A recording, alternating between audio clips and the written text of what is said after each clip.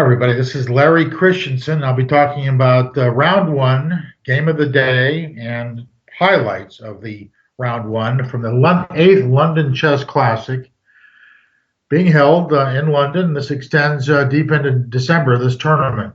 And by the way, this is the final leg of the World Chess Tour, not to be confused with the Grand Prix competition. And right now, Wesley So of the United States is leading the World Chess Tour, narrowly ahead of his rival today, Hikaru Nakamura. Well, my game of the day is going to be Kramnik versus Topalov. Of course, we have a very strong field here. But I should also mention some of the highlights or lowlights from this strong event. Let's first very quickly skim through Nakamura So, which effectively was ended early after a significant error by Nakamura just out of the opening. Grunfeld defense. And this is a line popularized by Karpov and Kramnik. Normally Queen D2, I think, is played, but this is a new finesse. This just caught on briefly among the world elites. E5. I know D takes E5 has been tried. Nakamura closes the center, attacking C5, by the way. And normally they play Queen D6 here. But So elects to play the developing move Knight D7. White reinforces the center.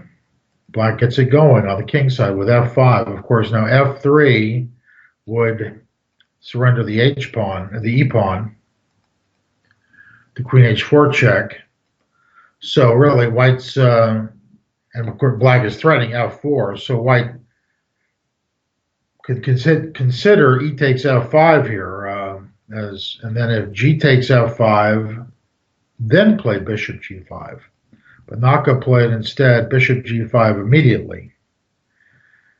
And the difference is now after the response Knight F6, if White plays E takes F5, Black can play the strong developing move Bishop takes F5. And not so easy to handle White's position here.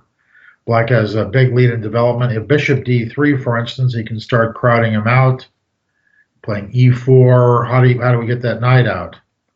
Or Bishop C2, Black can start developing actively with Queen B6, Rook A E8. He has quite a nice game.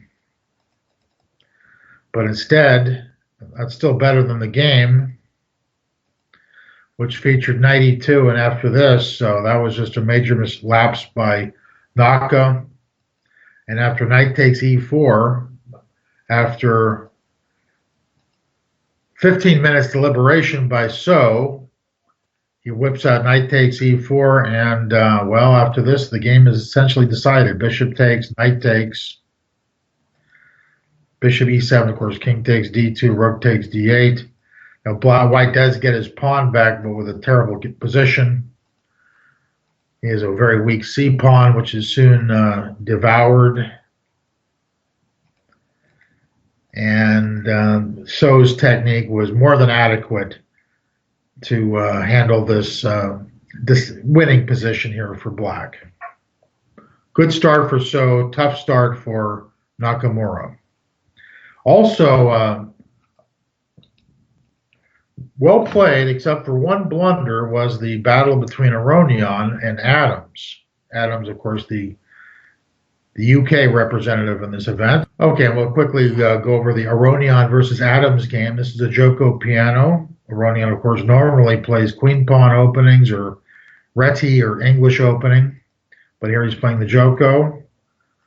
And Adams, a very tough customer with his defending a double king pawn. And he plays quite well here.